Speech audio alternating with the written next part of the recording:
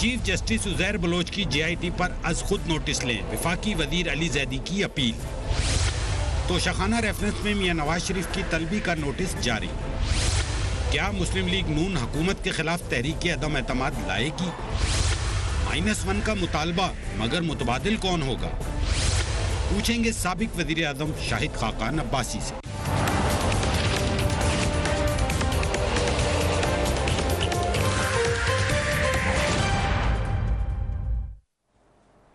And very warm welcome to the show. Pakistan Tehreek Insaf की हुकूमत के 2 साल अभी मुकम्मल नहीं हुए हैं, मगर इन 2 सालों के मुकम्मल होने से कबल ही -1 तहरीक अदम एतमाद और मुतबादल की बातें गर्दिश करने लगी हैं। अपोजिशन हुकूमत को मुकम्मल तौर पर नाकाम करार दे रही है। पीपल्स पार्टी और मुस्लिम लीग नून दोनों जमातें हुकूमत पर दबाव बढ़ा रही हैं। मुस्लिम लीग नून के रहनुमा आजकल तवातर से हुकूमत को तमाम मुल्की मसाइल का जिम्मेदार ठहरा रहे हैं। ख्वाजा आसिफ कहते हैं कि हुकूमत में हर जानिब माफियाज दिखाई दे रहे हैं। Let's watch him. हुकूमत की सरपरस्ती में इस वक्त माफिया पल रहे हैं। अगर कम थे उनकी तादाद में भी इजाफा कर दिया गया है। कोई यूटिलिटी स्टोर्स के जरिए किसी को ओब्लाइज किया जा रहा है, किसी को ECC के जरिए किया जा रहा है, किसी को कबीना के जरिए किया जा रहा है। एक लंबी दास्तान है। ये इतनी तेज रफ्तारी के साथ माफिया की सरपरस्ती कर रहे हैं कि उसका ट्रैक रखना भी जो है मुश्किल है। जहन्नुम में अवाम को धकेल दिया गया है। पिछले 2 साल में अवाम को इंशाअल्लाह ताला हम निजात दिलाएंगे अल्लाह के फजल से, उसकी मदद से। -1 की बात चल निकली तो farmer prime minister Shahid Khaqan Abbasi ने कहा कि -1 नहीं -PTI होगा, मगर PTI काफ़ी मुतमईन है। उनका कहना यह है कि उन्हें कोई खतरा दिखाई नहीं दे रहा। Let's watch it. ऑब्वियसली उनको -PTI चाहिए, क्योंकि PTI एक पार्टी है जिसके लीडर की ना बिजनेस इंटरेस्ट है, ना उसका कोई पैसा बाहर है, तो अकाउंटेबिलिटी PTI तो करेगी। तो जब तक PTI की हुकूमत है तो इनको तो खौफ लगा रहना चाहिए, और लगा हुआ भी है। और वो दिन से लेके आज का दिन यही बात हो रही है, -PTI -1। ये वो मुल्क के इश्यूज़ पे बात करने के लिए वो तैयार नहीं है, क्योंकि उनके पास कोई ना ऑल्टरनेट एजेंडा है, ना कोई ऑल्टरनेट पॉलिसी ऑप्शंस हैं। वही घिसी पिटी रट बार बार लगा रहे हैं। Former prime minister Shahid Khaqan Abbasi हमारे साथ मौजूद है। Thank you so much for being on the programme. Abbasi साहब, आप स्टेटमेंट रोज़ आपने दी, मगर आपने कहा कि -1 नहीं -all होगा या -PTI होगा। एंड वेरी इंटरेस्टिंगली कल आपने कहा कि इमरान खान पॉसिबल ही नहीं है, वरना फिर PTI शायद नहीं सस्टेन कर सकेगी। सो आपको -1 आप बिल्कुल निगेट करें। मैंने कोई बात कभी खुद नहीं की। ये सवाल आप करते हैं, मैं जवाब दे देता हूँ। ठीक है। तो मैंने ये कहा कि -1 जो होता है, ये हम 88 से सुनते आए हैं कि -1 हो रहा है। कभी बेनज़ीर भुट्टो का, कभी नवाज शरीफ साहब का, कभी किसका। तो -1 जमात के अंदर से होता है, -1 बाहर से नहीं हो सकता। जमात कहती है कि हमें ये लीडर कबूल नहीं है, हम इंटरनली चेंज करेंगे लीडर, इसको -1 कहते हैं। ऐसा ना MQM के केस में हुआ जी, मैं ये कह रहा हूँ ये पॉसिबल नहीं है। हुआ तो सही, -1 तो हो गया। कहाँ पे हुआ? MQM के साथ नहीं हुआ था? कब? सबने निगेट नहीं कर दिया कि अल्ताफ हुसैन हमारे लीडर नहीं है, जमात ने कह दिया। वो हुआ जब अल्ताफ साहब को मुल्क से गए हुए 26 साल हो गए थे। ठीक, 26 साल मुल्क में गैर हाजिरी के बाद वो हुआ। मतलब 5 यहाँ तो साल एक प्राइम मिनिस्टर है जिसको पार्टी के अंदर से कोई चैलेंज नहीं है। वो पार्टी को कह चुका है कि आपके पास मेरे अलावा कोई चॉइस नहीं है, तो वहाँ कहाँ से -1 होगा? ठीक है। So we are now reaching this conclusion कि -1 तो नहीं हो रहा PTI में। -1 आज तक पाकिस्तान में नहीं हुआ, लेकिन वो खुद ही कह रहे हैं -1 की बात। वो तो बहुत सी बातें करते हैं। कोई वजह तो होगी, कोई तो वजह। ये वजह वो बताइए। बट यू कैन मुझे बताइए, बजट तकरीर में उसामा बिन लादेन का जिक्र लाने का कोई मकसद था? That's a question. हाँ, तो ये भी उसी किस्म की बात है कि वो कहते हैं कि मैं अपोजिशन को -1 नहीं करने दूंगा। अपोजिशन कहाँ से -1 करेगी? ठीक है। सो ऑपोजिशन बिल्कुल ही -1 करना चाहती है, लेकिन ऑपोजिशन का काम ही नहीं है। हम तो अब तो हमारी अपनी जमात है ना। -1 तो जमात खुद करती है कि भाई ये लीडर हमें कबूल नहीं है, नया लीडर ले आते हैं। ठीक है। कुछ अर्से पहले ये जो आती हैं ज़राए की खबरें, और ये तकरीबन 1 साल पुरानी बात है, ये खबर आई थी कि फिर PMLN की तरफ से भी फरमाइश आई है कि माइनस इमरान खान भी करे, एक खबर छपी थी बहुत पहले। नहीं, PMLN किसको कह रही है? उस वक्त तो नवाज शरीफ साहब का जिक्र हो रहा था, उन्हीं के बारे में बात हो रही थी उनको माइनस कर दें कि नहीं, उनकी ख्वाहिश है कि माइनस इमरान खान कर दे, खबर छपी थी। उनकी क्या ख्वाहिश हो सकती है? PTI जिसको मर्जी करे, PTI जिसको मर्जी करे, हमारा उससे क्या ताल्लुक है? जिसको मर्जी लीडरशिप दे। अभी मैं आ रहा था तो वो एक रेडियो पे खबर आई थी कि एक नजूमी उन्होंने कहा है कि अगला वज़ीर-ए-आज़म जो होगा वो शायद खाकान अब्बासी नहीं, शाहिद अफरीदी। पहले मैं सोचा मेरा वो शाहिद अफरीदी की बात कर, शाहिद अफरीदी या मौलाना तारिक जमील साहब में से एक होगा। ये रेडियो पे खबर ये आई। नजूमी की पेशन गोई है। ओके, हाँ। ठीक, आपने यकीन कर लिया इस पर? नहीं, मैं तो आपको बता रहा हूँ कि इस किस्म की पेशन गोई पाकिस्तान में बहुत सी होती रहती है और ऐसी कोई पेशन गोई शायद सुन ली PTI ने तो खुद ही कहने लगे कि -1 नहीं है। So this is very interesting कि आपने ये बात निगेट कर दिया, -1 नहीं है, लेकिन -160 आपने कहा था होने जा रहा है, वो कैसे? जी, हुकूमत चल नहीं रही, मईशत तबाह हो चुकी है, एक जमूद है, करप्शन का बाजार गर्म है, तो ऐसे हालात में बहुत डिफिकल्ट सिचुएशन आज पाकिस्तान के लिए। उनकी जिम्मेदार ये हुकूमत है, प्राइम मिनिस्टर है, तो इनको जाना पड़ेगा। मैं यकीन करें, मैं सबसे बड़ा हामी हूँ कि हुकूमतें अपनी टर्म पूरी करें, लेकिन जब कुछ उम्मीद ही नज़र ना आए, बात सारी ख़त्म हो जाए, हुकूमत कुछ कर नहीं रही, ना उनसे फैसले होते हैं, हर फैसला उनका गलत होता है, तो बड़ा मुश्किल काम है। बट यहीं पर बैठकर आपने कुछ अर्से पहले कहा था कि हम चाहते हैं कि गवर्नमेंट टर्म पूरी करे। अब आपका एक मैं हमेशा कहता हूं, लेकिन मुझे आप बता दें कि आप मुल्क मुतहम्मल हो सकता है, तो ये तो हुकूमत खुद जाती है, हुकूमत को निकालना मुश्किल काम होता है। हुकूमत जब परफॉर्म करना शुरू कर दे, स्पेशली कोलिशन गवर्नमेंट, तो इत्तेहादी कहते हैं कि कल हमने तो वापस अवाम में जाना है, ये सारा मलबा हमें उठाना पड़ेगा, हमारी सियासत खत्म हो जाएगी, वो भाग जाएंगे इत्तेहादी सारे।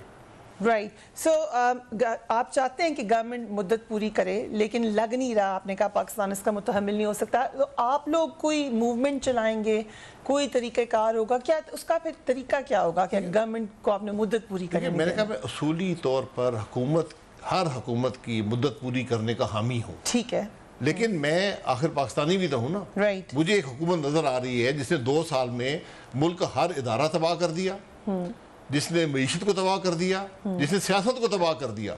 इतनी पोलराइज सियासत पाकिस्तान की तारीख में नहीं हुई कि ट्रेजरी बेंचेस में हमारे दोस्त बैठे हैं, वो वहां से उठकर हाथ मिलाने को तैयार नहीं है, नहीं आ सकते।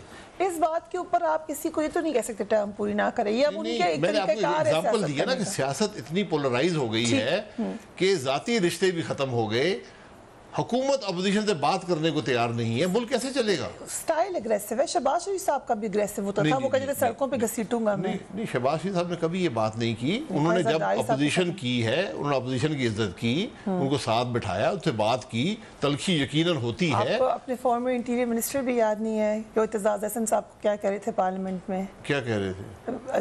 बिल्कुल आपको याद नहीं है? चौधरी साहब, इत्तेजाज अहसन साहब जिस धरने के दिनों में, फिर नवाज शरीफ साहब चल कर गए, उनको समझाया, सब पार्लियामेंट में होता है। यही तरीका होता है। यहाँ हर वजीर खड़ा होकर गाली निकालता है, प्राइम मिनिस्टर उसको इनकरेज करता है, प्राइम मिनिस्टर खुद आके गालियां निकालता है। यहाँ तो मैं ये कह रहा हूँ पोलराइज हो गया, ये सब चीजें इकट्ठी चलती हैं। मैं ये कह रही हूँ बात साहब, ये पहले भी पोलराइज था? नहीं, कभी पोलराइज नहीं था। आप लोग कोalition में थे पीपल्स पार्टी के साथ, फिर आपने वॉकआउट किया, बजट वो भी नहीं पेश कर सकते थे, आप लोग शोर मचाते थे। मैं एज अ मिनिस्टर अक्सर जाके अलवी साहब के साथ बैठा रहता था, सब लोगों के साथ बैठा रहता था, कोई ऐसी बात नहीं है। आप तो एक नहीं, मैं नहीं, सारे जाते थे। आपकी पार्टी में आबिद शेर अली में भी हैं, आपकी पार्टी में हॉक्स भी हैं, बहुत सारे लोग हैं, हर पार्टी में ऐसे लोग। हॉक वो एक हद तक होते हैं, अपने व्यूज में हॉक है ना, गाली देने में हॉक नहीं है, जाती रिश्ते खत्म नहीं हुए। अब इसी तरह तहरीक इंसाफ में शफकत महमूद भी हैं, और फिर शफकत महमूद साहब आयल क्रॉस करके यहाँ आके मिल के चले जाएं। नहीं आते, आ नहीं सकते, बुला ले उनको। नहीं, क्यों बुलाएं? आप बुला ले, बुलाएं, वो आज वजीर हैं, तशरीफ ले आए ना, उनके यहाँ 50 साल की दोस्ती है। वो शायद कोरोना की वजह से। जी, कोरोना की वजह से। जी, चलिए, बट यू आर सेइंग कि हम मुद्दत चाहते हैं कि ये पूरी ना करें। माय क्वेश्चन वाज कि क्या असूली तौर पर इसका हामी हूं कि मुद्दत पूरी हो। अब हुकूमत मुद्दत पूरी नहीं करना चाहती, मैं क्या कर सकता? क्या करेंगे आप लोग? तहरीक लाएंगे, क्या करेंगे? मैंने कहा सबसे आसान तरीका है, इत्तेहादी छोड़ जाएंगे, हुकूमत खत्म हो जाएगी। वैसे मुझे जो नजर आता है, आज भी हुकूमत के पास अक्सरियत नहीं रही। ओके, तो फिर ले आए तहरीक एतमाद। तहरीक एतमाद में मैंने 172 आदमी लाने हैं। ठीक, ये जो तहरीक एतमाद कागज में लिखा हुआ है, किसी ने की है तकरीर पाकिस्तान में तहरीक एतमाद। ठीक, मैं इसका हिस्सा रहा हूँ। जितने मेंबर इस वक्त हैं ना, इनमें शायद 2-3 लोग हैं जो किसी तहरीक अदम एतमाद वज़ीर-ए-आज़म के खिलाफ हिस्सा रहे हैं। ठीक, उस वक्त सूबाई हुकूमत भी हमारी थी पंजाब में। तहरीक अदम एतमाद में 172 आदमी अपोजिशन ने लाकर असेंबली के अंदर प्रोड्यूस करने हैं। ठीक, वो वोट देंगे प्राइम मिनिस्टर के खिलाफ फिजिकली। ये 10 से 15 दिन का प्रोसेस होता है। ठीक, यहाँ नैब 20 को गिरफ्तार कर लेगी, पुलिस उठा के ले जाएगी, सूबे की पुलिस भी, इस्लामाबाद की पुलिस भी रोते रहे। तहरीक अदम एतमाद तो ख़त्म हो गई। तहरीक अदम एतमाद एक हतमी इजहार राय का जरिया है। उससे फिजिकली चेंज लाना बहुत मुश्किल काम है। सो अगर नैब ना हो तो फिर ये गवर्नमेंट सस्टेन ना करे। This is what you are जी, सेइंग। नैब है, पुलिस है। देखिए ना, मैं 172 आदमी हम आ रहे हैं, कोई घर पे है, घर से पुलिस उठा के ले जाएगी। हमारे साथ 89 में यही हुआ था। आप हमारे आइडियाज पास- दे रहे हैं गवर्नमेंट को वैसे। हमारे पास 100 नहीं, उनको जरूरत है, वो ये काम मुझसे बेहतर जानते हैं। ठीक। 124 मेंबर थे हमारे पास, 119 चाहिए था तब एतमाद के लिए। यही हुआ, किसी को घर से पुलिस ले गई, 2 आदमी बीमार थे, अस्पताल से उनको ले गई, तो आखिर में हमारे पास 112 या 113 लोग रह गए। राइट, तो अदम एतमाद फेल हो गया। तो यहाँ तो ना सूबाई हुकूमत है, ना वफाकी हुकूमत है, नैब का दायरा भी उस ज़माने में नहीं था। तो जब तक आप अदालतों में रिट पिटिशनें करते रहेंगे तो मिलेगा कुछ नहीं। जैसे लेकिन- चेयरमैन नैब के साथ हो गया था, वही वाला मामला लगेगा चेयरमैन सरिट के साथ। नहीं, चेयरमैन वहाँ तो और हुआ ना, वहाँ तो ज़मीन फरोशी हुई ओपनली। वहाँ जमीन फरोश है, अब नहीं है जमीन फरोश। नहीं, सेनेट में तो ज़मीन फरोशी हुई ना। ठीक,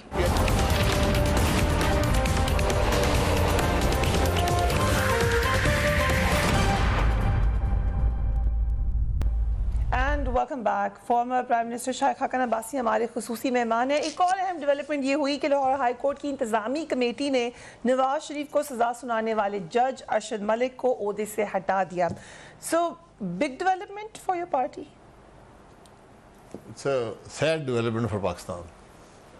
कैसे? इसलिए कि इन जज साहब के खिलाफ जो एक्शन हुआ है, ये सिर्फ इन्होंने फैसला नहीं सुनाया, इनका एक्शन भी उसी केस के मामले में हुआ है। कि इनकी वीडियो आई जिसमें ये कह रहे हैं कि मैं दबाव के तहत ब्लैकमेल हुआ और मैंने ये फैसला दिया है। अब आम आदमी ये पूछ रहा है कि अगर अदालत में एक शख्स जो 35 साल से इस मुल्क की सियासत के आला तरीन ऐवानों में है, 3 दफ़ा प्राइम मिनिस्टर रहा है, उसको इंसाफ नहीं मिलेगा, तो फिर मुझे कहाँ से इंसाफ मिलेगा? तो आज अदलिया की साख मुतासिर हो गई है। सो अदलिया का एहतसाब होना चाहिए। नहीं, उस साख को बहाल करें। अब एहतसाब सही होगा अब नवाज शरीफ साहब के पास ऑप्शन मौजूद है, वो तो मुजरिम बना दिए ना आपने, उनके पास ऑप्शन है कि वो अदालत में जाके अपनी राइट्स को डिफेंड करें। मैं आपसे पूछने ही लगी थी कि वो क्या करेंगे आप ना, इसको चैलेंज देखिए करेंगे? ये ऑप्शन उनके पास है। ठीक, लेकिन सो मोटो पावर अदलिया के पास हैं। ठीक, आज मेरा ये ज़ाती राय है कि चीफ जस्टिस पाकिस्तान को फौरी एक्शन लेकर इस अदलिया की साख बहाल करें कि जो उस शख्स ने फैसले किए हैं, पता नहीं वो पहले क्या करता रहा होगा ठीक, और जजेस क्या कर रहे हैं। बिल्कुल सही है। ये साख बहाल जुडिशरी सिर्फ खुद कर सकती है। कैन वी से कि पहले कुछ अरसे पहले जस्टिस फाइज ईसा के हवाले से अदालत एक्टिव रही, गवर्नमेंट का रेफरेंस के हवाले से, फिर एक ये मामला आ गया। सो ये मिलकर बातें जजेस के कॉन्डक्ट के ऊपर एक ट्रांसपेरेंट निज़ाम होना चाहिए, ये कह रही है ये डेवलपमेंट। नहीं, जस्टिस फैज का मामला तो दूसरा है, वो तो Judges हुकूमत ने की बात रेफरेंस हो रही है, मूव सर। किया जो कि कॉन्डक्ट पर, जो- on the conduct of the जज। जी, हाँ भी मामला ये था। उन्होंने कॉन्डक्ट जिस तरह उनको डिफाइन किया ना, वो तो रिजेक्ट हो गया। ठीक है। उन्होंने कहा जी हम इनकी सर्वेलेंस करते नहीं Sir, हैं। that's a different thing. What I am saying is that they were questioning the conduct of the judge, Who was questioning? the government. Government यहाँ ने एक again, they पिटिशन tried की, to. They गवर्नमेंट ने tried एक to. Petition की, Right. मैं भी कर सकता हूँ, आप भी कर सकती हैं कि फलाने जज की ये कॉन्डक्ट ठीक नहीं है। ठीक है। उसको सुप्रीम जुडिशल काउंसिल बाहर फेंक देती है। उस पिटिशन को भी बाहर फेंक दिया, ठीक। लेकिन साथ उन्होंने कुछ और बातें खुद ही सो मोटो नोटिस So- लेकर कर दी, वो अलग बात है। So judges की accountability होती है पाकिस्तान में। यहाँ तो एक शख्स कह रहा है कि मैंने ब्लैकमेल होकर ये फैसला दिया अब उसके फैसलों का क्या बनेगा? और क्या मैं- उन्हीं के फैसलों में से एक फैसला ऐसा है जिसमें नवाज शरीफ साहब बरी हुए हैं और बहुत सारे फैसले होंगे। जी, बिल्कुल, कानूनी तौर पे बिल्कुल। जब हमने कानूनदानों से पूछा तो उन्होंने कहा कि किसी फैसले पर लीगली कोई इम्पैक्ट नहीं आ सकता, लेकिन इज दिस फेयर? जी, ये फेयर नहीं है। फेयर तो देखिए, कानून तो यही है ना कि अगर जज का कंडक्ट है, मैं अपील में गया हूं, मैं वहां पर बताऊंगा हाई कोर्ट को या सुप्रीम कोर्ट को कि इस जज ने ये किया है, ठीक है, और वो उसको नोटिस लेंगे। ठीक है। लेकिन मैं उससे एक स्टेप आगे जा रहा हूं कि खुद सो मोटो नोटिस लिया जाए ठीक है, आला अदलिया की तरफ से, चीफ जस्टिस साहब की तरफ से, और इस मामले को हल निकाला जाए। ये एक्स्ट्रा ऑर्डिनरी सिचुएशन है। पर सर इन जज ने ये भी कहा था कि वो मिले हैं नवाज शरीफ साहब से, उनके साहबजादों से। क्या जजेस को मुलाकातें करने की भाई इजाजत होती है? अगर किसी मिले को हैं तो गलत मिले, खुद जाके मिले हैं ना, और जजमेंट के बाद मिले हैं, जजमेंट से पहले नहीं।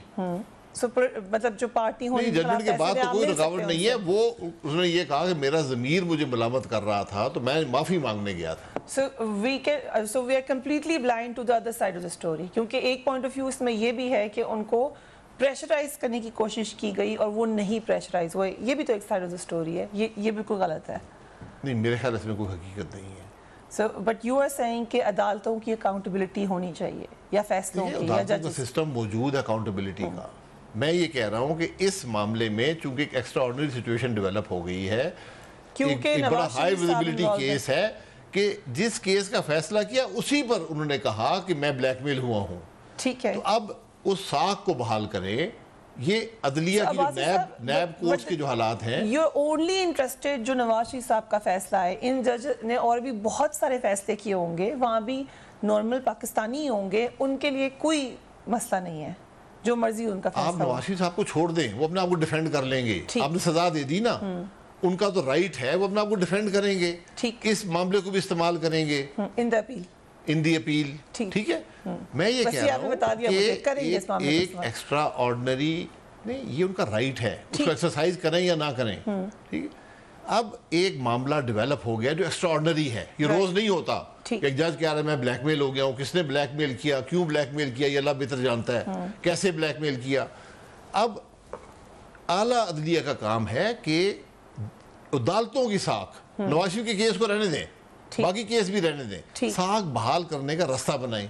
हो सकता है रास्ता ये हो कि उसके सारे डिसीजन जो हैं आप उनको ओवरटर्न कर दें। सारे आज तक जी जितने जी किए। बिल्कुल, सबको ओवरटर्न कर दें, चाहे एक्विटल्स हैं या जो भी है वो ओवरटर्न कर दें। ओके, दैट वुड बी उनका आपको रीट्रायल करना पड़ेगा। ओपनिंग अप अ पेंडोरा भाई, बॉक्स। मैं इसीलिए कह रहा हूँ ना, ये तो मैं एक लेमैन की तौर पे बात कर रहा हूँ, मैं कोई वकील नहीं हूँ। ठीक है, मैं तो एक राय दे रहा हूँ कि कुछ हल तो आपने निकालना है। जैसे ये पीआईए के लाइसेंस का, ये जो सीए के लाइसेंस का केस है, आपने सजा पहले दे दी, बाद में उनको सस्पेंड कर रहे हैं। You understand aviation. जी। चलो इस पे यही पे आ जाते हैं। अगर चलिए नवाज शरीफ साहब के हवाले से एक सवाल पूछना है आपसे, पूछ लें। लेकिन पहले एविएशन पर आ जाते हैं। पॉसिबल है कि इतने सारे फेक लाइसेंसेस इशू हो रहे हो और किसी को पता न चल रहा हो? देखिए, मैं तो इस पर स्पेकुलेट नहीं करना चाहता ना। एविएशन का प्रोसेस तो आपको पता है। वजीर आकर असेंबली में कहता है 262 लाइसेंस फेक हैं और सस्पिशियस हैं। ठीक। ये स्टेटमेंट है या नहीं है? ठीक। लाइसेंस फेक हो ही नहीं सकता, लाइसेंस सस्पिशियस हो ही नहीं सकता। लाइसेंस जारी करती है सीएए। ठीक। आप ये कह सकते हैं कि इस आदमी ने जो लाइसेंस हासिल किया, हमने तफ्तीश की है और हमें पता चला कि इसने एग्जाम में चीटिंग करके हमें धोखा देकर, सीए को धोखा देकर ये लाइसेंस हासिल किया है। ठीक है। ये आप कह सकते हैं। ठीक। उसका प्रोसीजर सिविलेशन रूल में मौजूद है, रूल नंबर 342, कि उसका लाइसेंस सस्पेंड कर दें, उसको शो कॉज जारी करें, उसको सफाई का मौका दें, ठीक। और उस इशू को फैसला कर दें। सही। ये तरीका कार है। राइट। आपने ना शो कॉज दिया, आपने लाइसेंस भी सस्पेंड नहीं किया, आपने आके पार्लियामेंट में आपने एयरलाइंस को लिख दिया कि इस आदमी को ग्राउंड कर दें और हम इसके खिलाफ प्रोसीड करेंगे अंडर सिविल एविएशन रूल्स और इसको सफाई का मौका देंगे। ठीक। यानी आपने उसको मुजरिम बना दिया, सजा दे दी, उसके बाद कह रहे हैं कि अब ड्यू प्रोसेस शुरू होगा। इंसाफ इस तरह नहीं होता, ये नैब वाला इंसाफ है। But you cannot let somebody fly a plane अगर वो थोड़ा से भी आप dubious सस्पेंड कर दें, 262 लाइसेंस सस्पेंड कर दें, ठीक, उनको मौका दे, उनको चार्जशीट करें।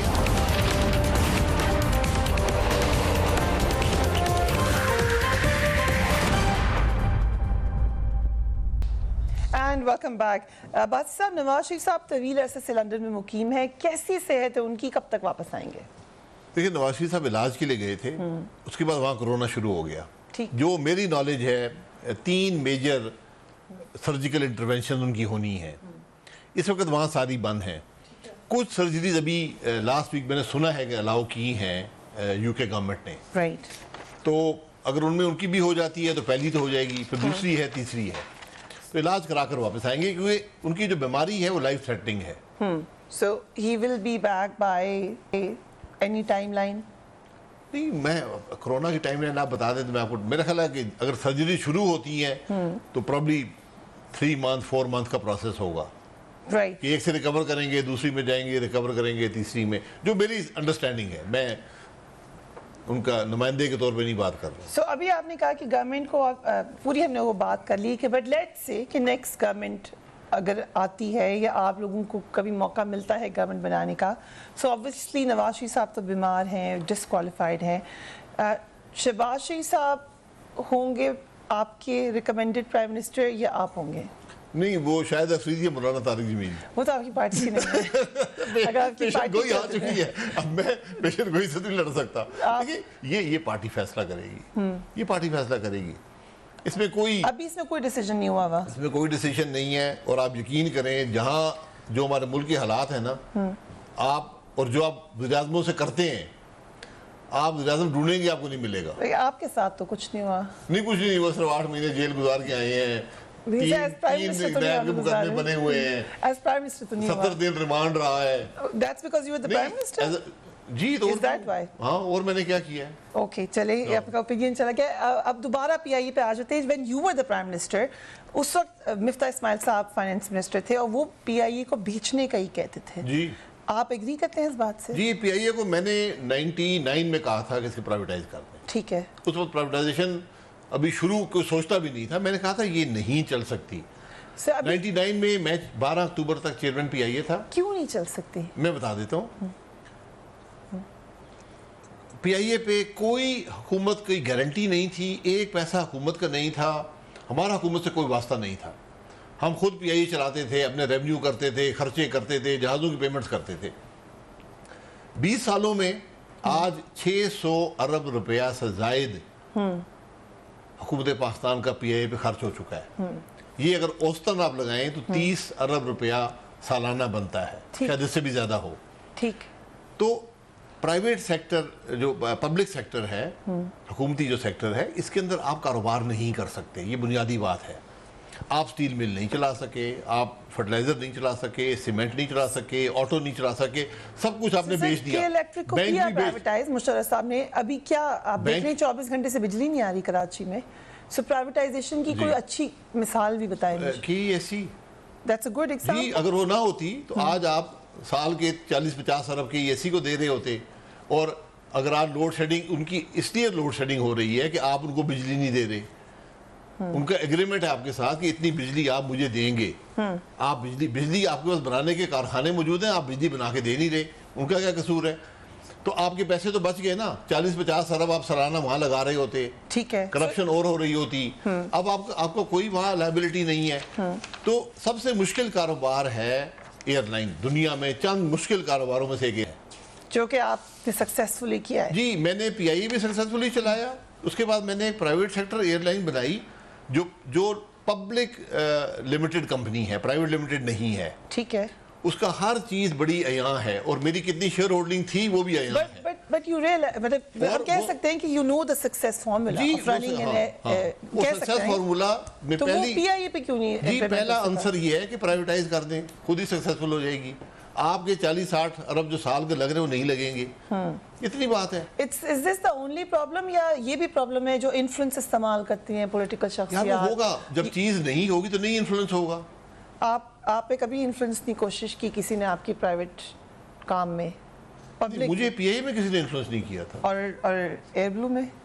नहीं, वहाँ तो हो नहीं सकता ना, हो ही नहीं सकता, क्योंकि मैं तो शेयर होल्डर को रिस्पॉन्सिबल हूँ। ठीक है, ठीक है। मैं अगर प्रोड्यूस नहीं करूँगा नौकरी से निकाल देंगे। सो अगर प्राइवेटाइजेशन का कहे गवर्नमेंट पीआईए की तो आप सपोर्ट करेंगे उनको? सपोर्ट नहीं, मैं सबसे पहले, मैं मजाक नहीं कर रहा हूँ, हमने आप खरीद तो नहीं लेंगे कहीं? एक दफा, राइट, हमने एक दफा, मैं और मिफ्ता इस्माइल साहब, कुछ जिसमें पीटीआई के लोग भी थे, पीस पार्टी के लोग भी थे, इनके प्रोविंशियल गवर्नमेंट्स के उस जमाने में, राइट, तो हमने कहा कि 1 रुपए में स्टील मिल ले लें, यस, साथ आपको पीआई भी दे देंगे। I remember that. बल्कि हमने कहा काफी मशहूर 1 रुपए में पीआई ले लें, स्टील मिल भी साथ दे देंगे, क्योंकि हमें 80 अरब सालाना फायदा हो जाता। बहुत दुखी बात वैसे आप कर रहे हैं, काफी लोग इसमें नाराज हैं, लेकिन हकीकत है, हकीकत है। हमने सिंध गवर्नमेंट को कहा कि स्टील मिल आप ले लें, ठीक, उन्होंने लिख के भेजा, फाइनेंस मिनिस्टर ने, उन्होंने कहा जी कि वो जमीन का क्या होगा, हमने कहा जमीन आपकी, ठीक, उन्होंने कहा जी लाइबिलिटीज जो होगी हैं स्टील मिल, पता नहीं 60 अरब की, 80 अरब की, 100, उनका क्या, मैं कहा लाइबिलिटीज हमारी, आप स्टील मिल कल ले लें। उसके बाद कोई जवाब नहीं आया सिंध गवर्नमेंट की तरफ से, हालांकि काफी लोग, और यही अपने ऑफर केपी गवर्नमेंट को भी जमाने पीटीआई को भी की थी, आप ले लें, स्टील मिल ले लें, और किसी ने कोई जवाब नहीं दिया। चले आप बात करें 18वीं तरमीम की, तो इसी पर आ जाते हैं, क्योंकि उसी के तहत आप ऑफर करे थे गवर्नमेंट्स को।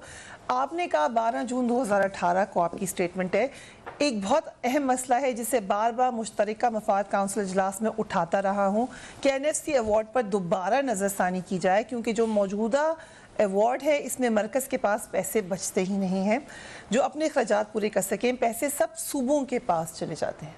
ये हकीकत है, इसका कोई ताल्लुक आईनी तरमीम 18वीं तरमीम से नहीं है। ठीक है, 18वीं तरमीम अब एग्जिस्ट नहीं करती, वो आइन का हिस्सा बन गई है। ठीक, अगर आप आइन में कोई तरमीम आज चाहते हैं तो आप तरमीम लेकर आ जाएं, क्या तरमीम चाहते हैं।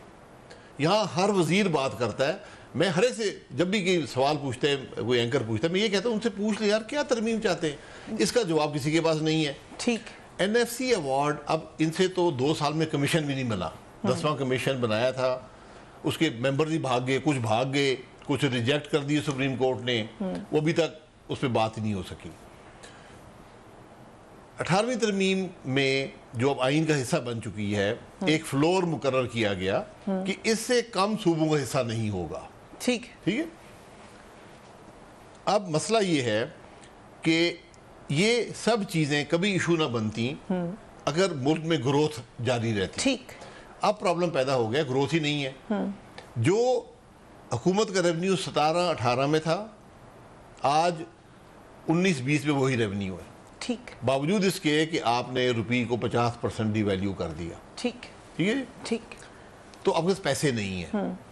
अब सूबों ने तो अपने खर्चात बढ़ा दिए, उनका शेयर अगर फर्ज करें 18वीं आप एनएफसी अवार्ड में एग्री कर जाते हैं सारे, उनका शेयर कम कर देंगे, तो क्या होगा, होगा क्या, या वो जाके कर्जा लेंगे, ठीक है, तो मुल्क के कर्जे की मजमूई सूरत हाल तो ना बदली ना, सही, वफाक ले या सूबा ले, ठीक, अगर वो कर्जा लेंगे तो आपके सिर पे लेंगे, सही, उसके बाद अगर आप कर्जा नहीं लेंगे, खर्चात में कमी करेंगे, तो सूबा करता क्या है, सूबा एडमिनिस्ट्रेशन चलाता है, ठीक, उनको पुलिस पे खर्चा काटना पड़ेगा, उनको तालीम पे खर्चा काटना पड़ेगा, ठीक, उनको हेल्थ पे खर्चा काटना पड़ेगा, राइट, तो पूरा मुल्क सफर करेगा। Right. तो हाल सिर्फ ये है कि बजाय तरमीम करने के मुल्क की मईशत को ठीक करें और ग्रोथ दें, फिर मसला हल हो जाएगा जी। ऑटोमेटिक। आप 5.8% ग्रोथ 2 साल देते, आज आपके सारे मसाइल लेकिन हल आपने होते। उठाया था ये मसला ऑन जी, रिकॉर्ड। नहीं, मैं तो कहता हूँ, अभी भी कहते हैं, मैं कहता हूँ ये ठीक। फैसला हो चुका है, ठीक। इसको रिवर्स करना मुश्किल नहीं है, मुमकिन Right. नहीं है। Right, we will take a break and we will be right back.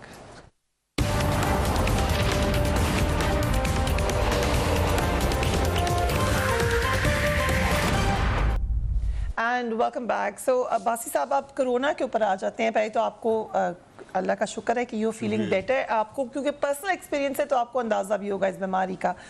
अब लग ये रहा है कि पाकिस्तान में केसेस की तादाद कम हो रही है, बल्कि हो रही है। उसमें 2 स्कूल्स ऑफ थॉट हैं। कुछ का ख्याल ये है कि रिकमेंडेड टेस्टिंग अभी भी नहीं हो रही। आज WHO की तरफ से भी पाकिस्तान को कहा गया कि आपने इसकी रोकथाम कर ली है, उस तरफ जा रहे हैं। आपको क्या लग रहा है, पीक गुजर गई है या अभी आनी है? देखिए, ये वक्त बताएगा, लेकिन आपकी टेस्टिंग कम है, रिकमेंडेड टेस्टिंग से कम है, लेकिन पहले से Recommended ज्यादा नहीं, होगी। देखें आपकी 20,000 थी आज से 3 महीने पहले, आज भी 20,000 पे है। ठीक। और ठीक। आप यकीन करें, मैं 20 रमज़ान शरीफ की एक तारीख है, मैं किसी को नहीं जानता जिसको कोरोना है।